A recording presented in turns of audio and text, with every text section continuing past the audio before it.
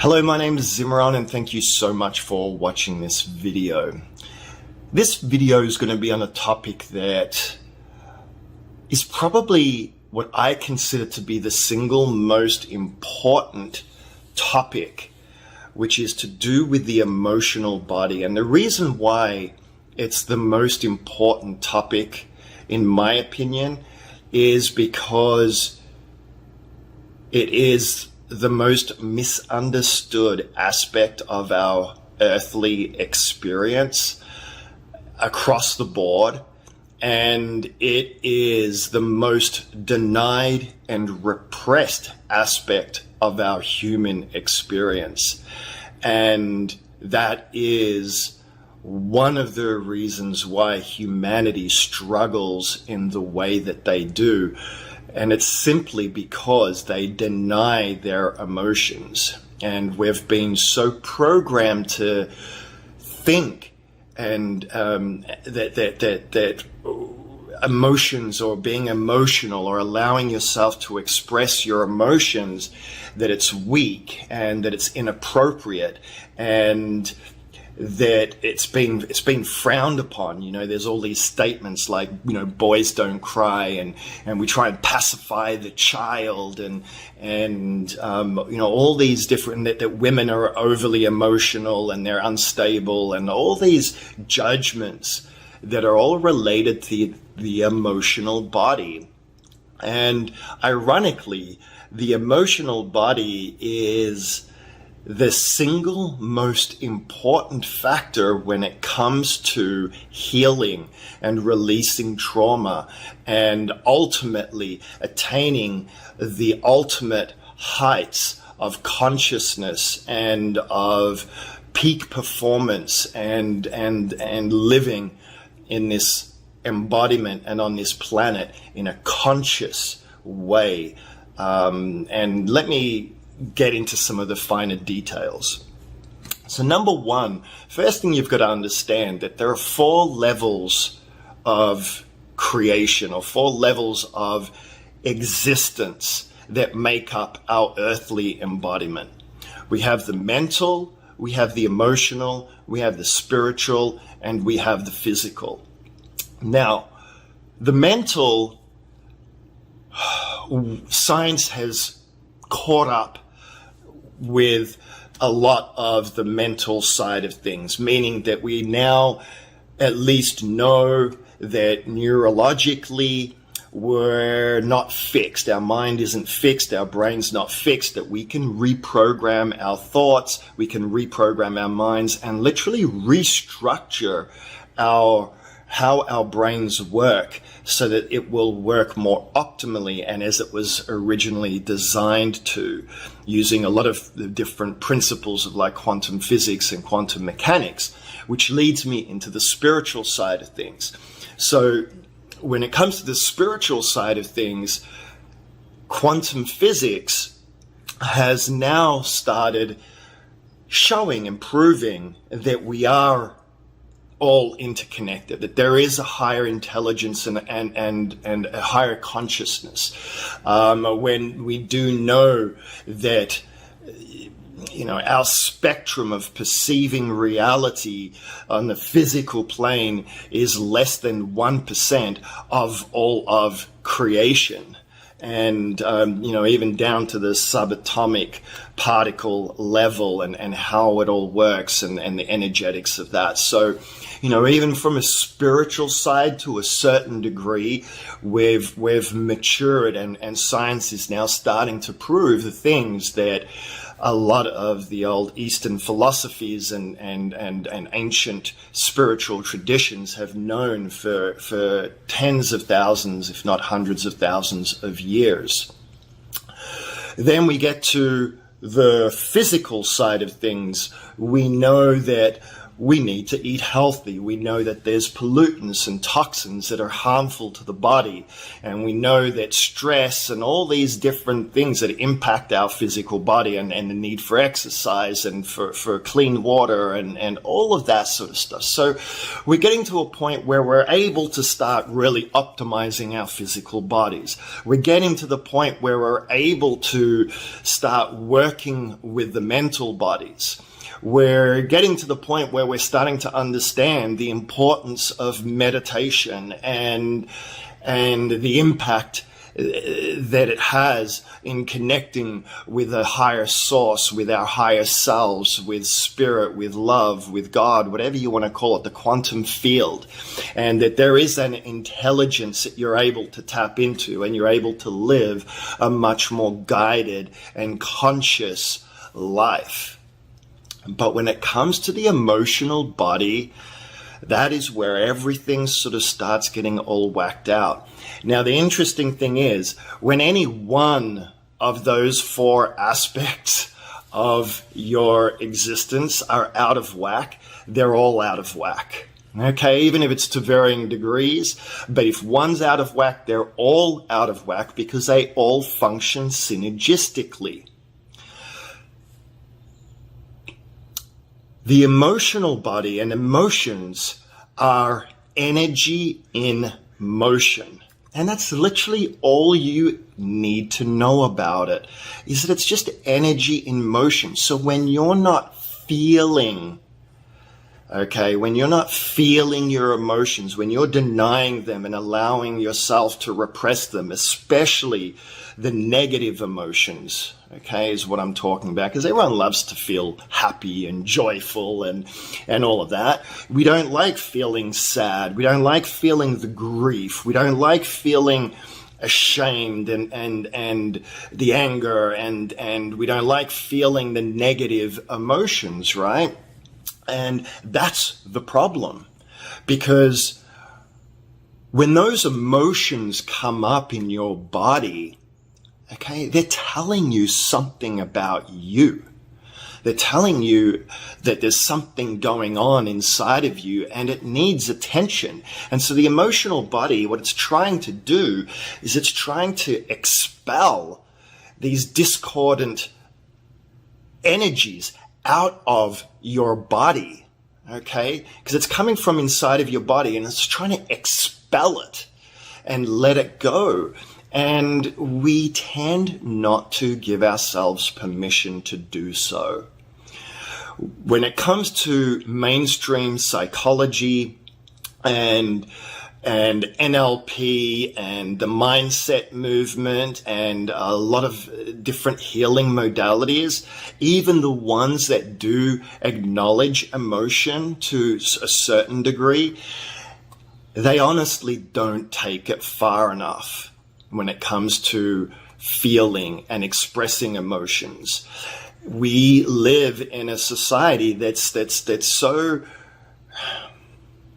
trigger happy when it comes to prescribing antidepressants and these medications. When people have these different traumas and different issues and different things that are ailing their lives, and you go to the doctor or you go to the psychiatrist or whatever else, and they start just prescribing these drugs that are doing so much more harm than they are good. Now, I'm not saying that in some cases some people might need some help,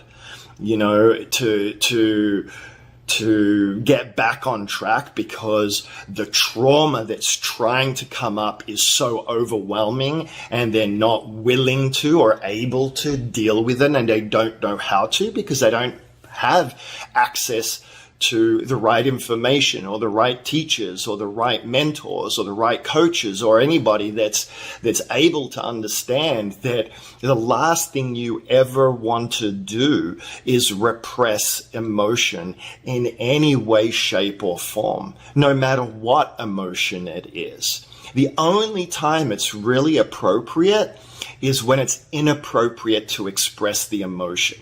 And usually the emotion that is inappropriate to express to another person is usually anger, okay? Because anger can come out as being violent and attacking, and people can lose control and all of that sort of stuff. So that's really the only one that you can, you need to sort of, do your best to bottle it up and take it somewhere safe and let it out, and go beat a bag, go punch a pillow, go break something, go exercise and beat it out in some way, shape or form.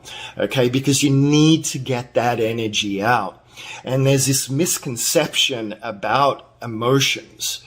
And the big misconception in all these different healing modalities and conventional medicine and psychology and all of that is, and the more newer mindset and psychological things that are out there, where they're stating that your emotions are triggered by your thoughts. Okay. And so all you do is change your thoughts and you won't be triggering those emotions anymore. And so therefore you have now calmed those emotions, and that most of our emotional reactions are just not necessary, blah, blah, blah, blah, blah, blah, blah. And the truth is that that's not true. Okay. The truth is that all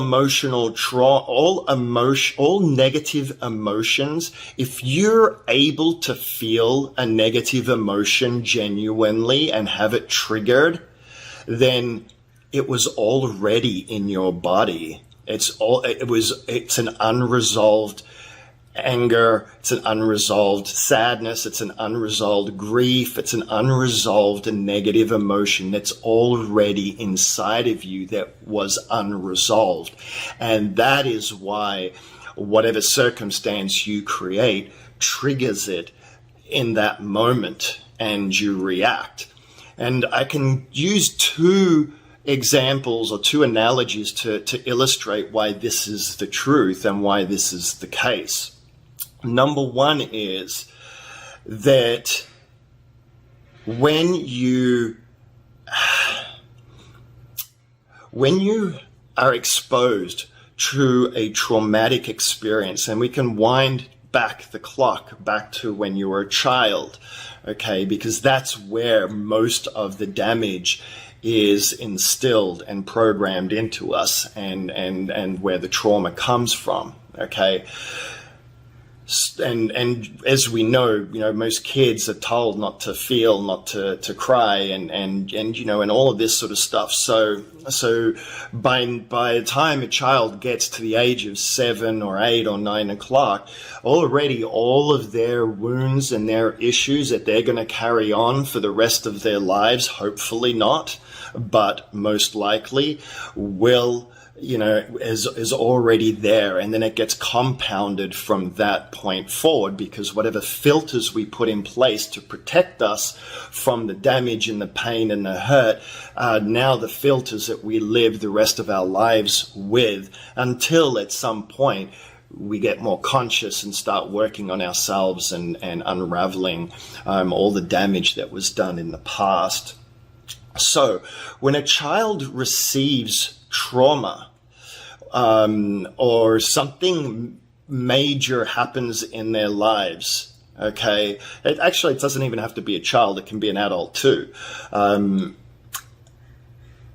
You don't think about it when it happens. Like if you have an accident, it happens and you react to it and you are traumatized by it instantly. You don't think about, oh, I'm going through a traumatic experience, so therefore now my emotional body is going to be triggered in order to react and respond to that trauma that just happened. Okay? You look at PTSD, post-traumatic stress disorder. When someone receives that level of trauma and so forth, there was no mind that was engaged, that was making the emotional reaction happen, okay? And that's the case with all trauma that gets introduced into the body and then gets locked in the body because that energy doesn't get moved out. Okay, it doesn't get let go of.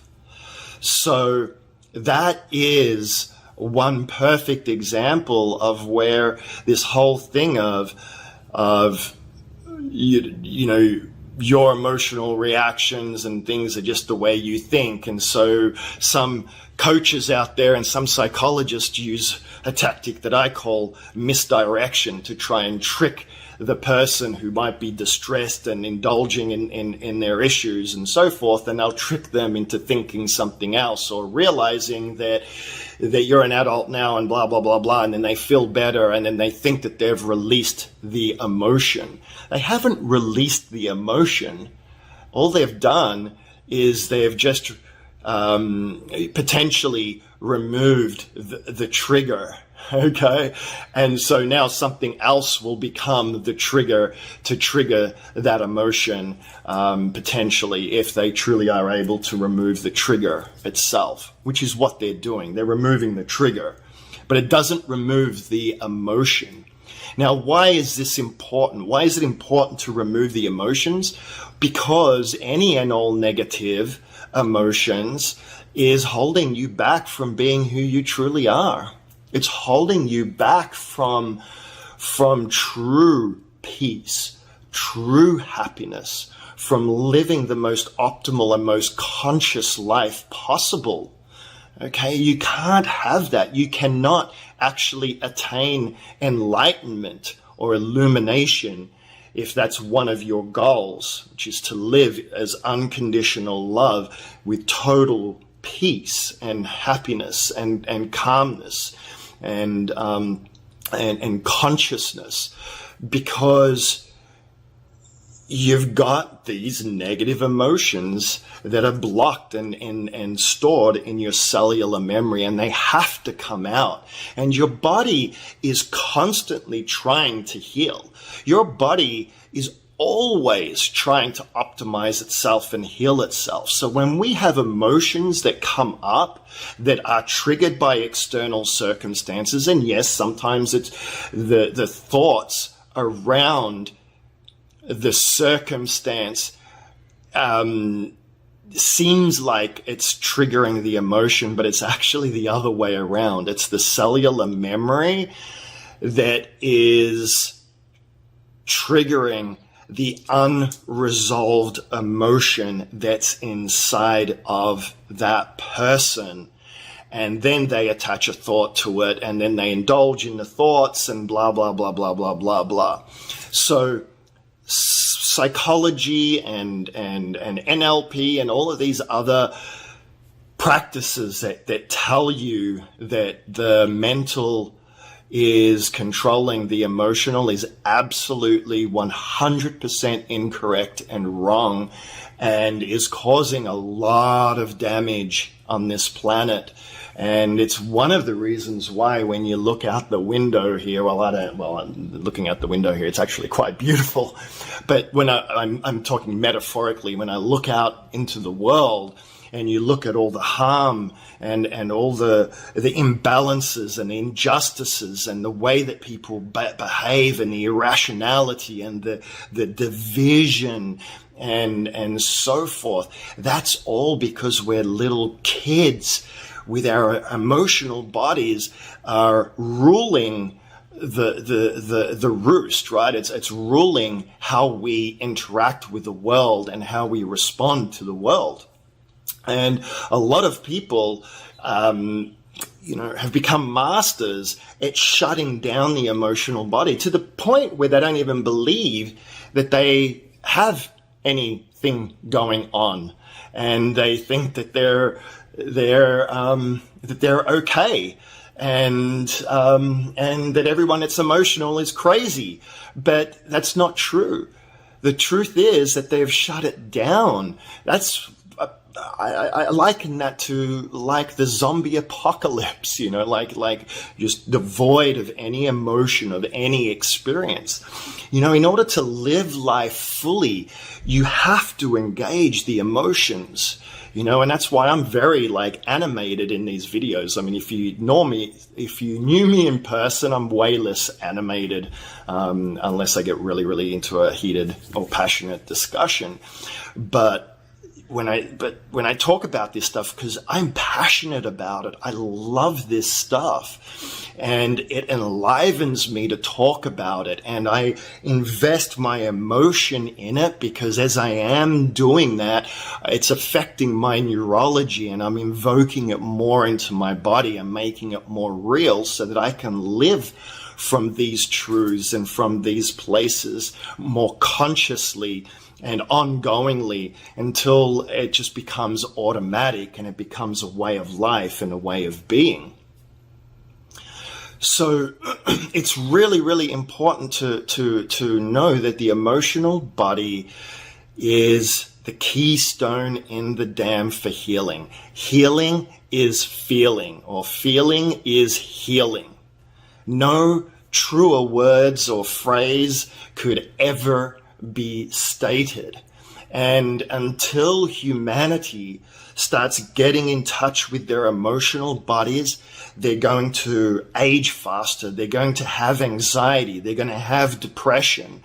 They're going to have all of these illnesses that you look at mental health awareness and all of that, and you look at the statistics, because I've looked at the statistics of how mental health is getting worse and worse, and how people are getting more and more irrational and all of that. And it's not just the foods and the toxins and the poisons and things like that. And it's not just from the TV and the stuff that we're feeding our brains with that's the problem.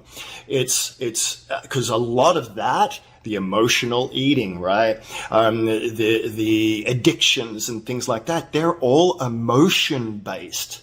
They're all to do with the emotions, and the emotions are the source of that problem. And as a matter of fact, when it comes to the 4 levels, there's actually a hierarchy in the 4 levels that I was shown and that was revealed to me, and that is very simply, we've got the physical body, and then we have the mental, the brain, okay, and then we have the emotional body, which is centered in the heart, and then from there we have the spiritual body, okay? So when there's a disconnect between the mental and the emotional body, then there's a disconnect to your higher self and to being able to truly attain and live in this physical form from the highest levels of consciousness and existence that's available to you. You have to honor your body and what your body is telling you and what your feelings are telling you and your emotions. And the interesting thing is that when somebody has a particular wound or an issue, or they've got a particular block or something that's troubling them, that they're struggling with, a fear to overcome, if you're able to tap into the emotion of it, you're getting straight to the source, unless there's deeper emotions. And a lot of times emotions have layers to them. But when you release and let go of that emotion, you're releasing and letting go that issue. And with that goes any of the crazy thoughts and triggers of the mind that were associated to that emotional block. So let me repeat that again. When you release an emotion and let go of an emotion, let's just say you've got some anger coming up due to whatever that's taking place. When you let that anger out completely, okay, and let it go, okay, any effect that would have happened on the way that you think and the judgments that you would have upon other people or anything like that that can happen due to repressed emotions, okay, they get released, and they get released permanently. You want to reprogram your brain the fastest and the quickest way? It's through the emotional body. It's through the emotional body that you do so. You want to connect to spirit and to the greater consciousness and the greater aspects of yourself. It's through the emotional body. That's why, the Heart Math Foundation, when they did a study of manifestation and creating and how you can manifest your reality, they were the ones that were the ones that scientifically proved and showed measurably that you can't manifest and create without, you have to have the mental, which is a visualization and the intention and what it is that you're working towards and wanting to achieve or who it is that you want to be, right? And then the emotion is the glue that makes that happen. The emotion is what makes it real. It's what makes it and brings it into reality, because it engages and allows for the larger part of yourself to engage with that. Okay. Whereas the mental is more to do with the physical and the manifestation of that physical thing that you're trying to manifest.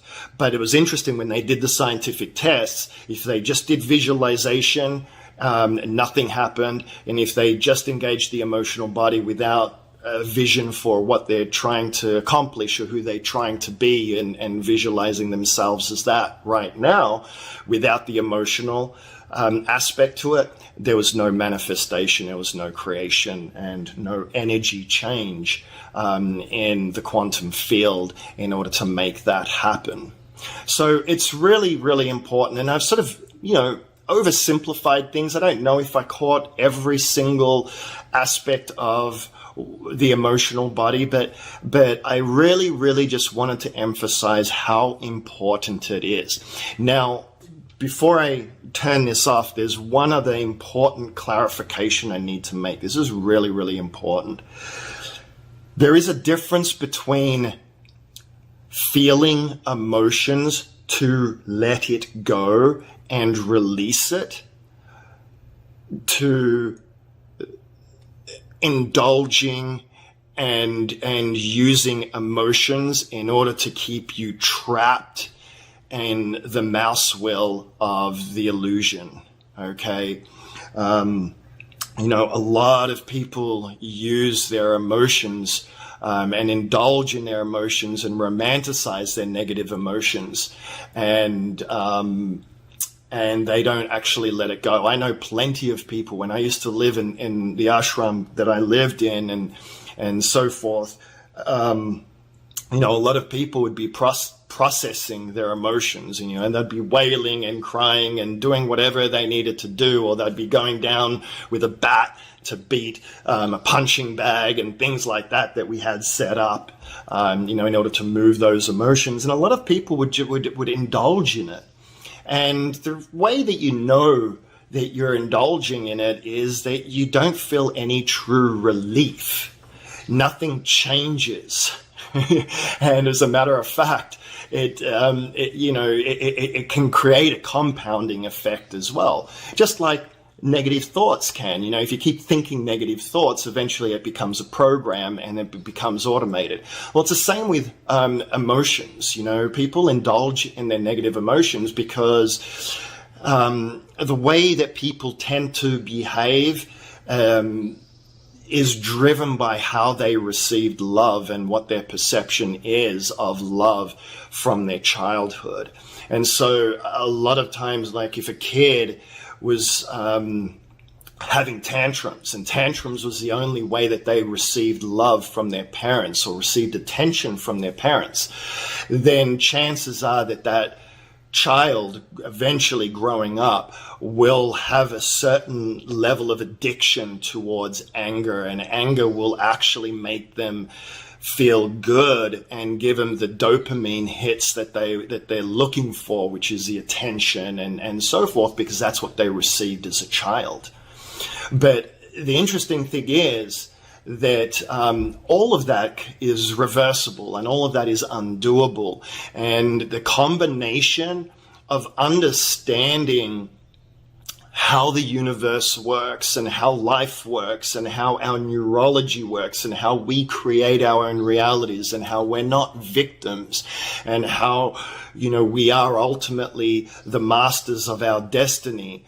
That awareness in combination with giving ourselves the permission to feel our emotions and process those in a way that's not going to negatively impact anybody else, and letting it rip, like really, really, really letting it rip, that is the combination that allows you to fully let it go, okay? Because you've got the rational mind understanding that I'm not my emotions and that my emotions don't define who I am, and that this circumstance and situation that triggered an emotional response is accessing blocks and energy that was not released in the past, and that's the reason why it's getting triggered, allows you to then be able to fully let it go, because you have the intention of ridding it.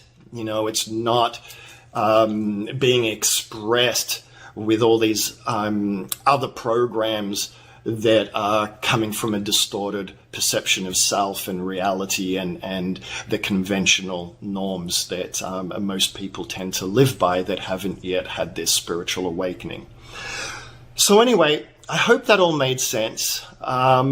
Please, by all means, ask any questions,